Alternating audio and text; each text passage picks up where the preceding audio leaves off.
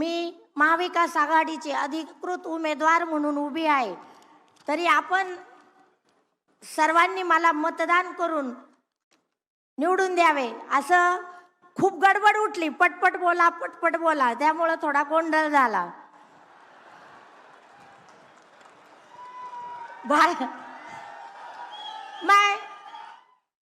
मैं सिर्फ आप लोगों को इतना कहना चाहती हूँ कि एक देश की बेटी, एक किसान की बेटी को मिलने के लिए बाबा के दरबार में आई है।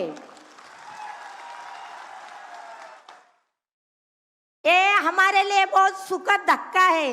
प्रियंका जी, मैंने सपने भी में नहीं सोचा था कि आपके साथ मुलाकात होगी।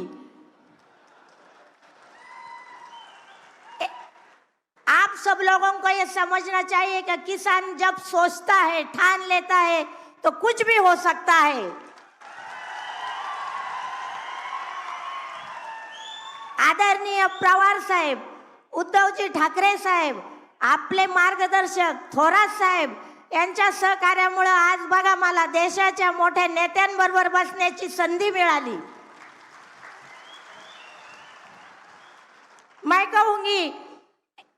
मैं कहूंगी तूफान के साथ ये आंधी है, तूफान के साथ ये आंधी है, ये दूसरी इंदिरा गांधी है।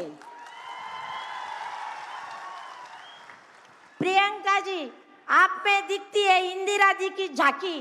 प्रियंका जी, आप में दिखती है इंदिरा जी की झांकी। बस अभी बीजेपी को हराना है बाकी।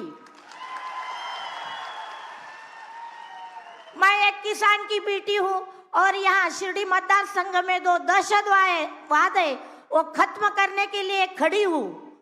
ये सब आप लोग ध्यान में रखिए। आता मराठीत बोलते।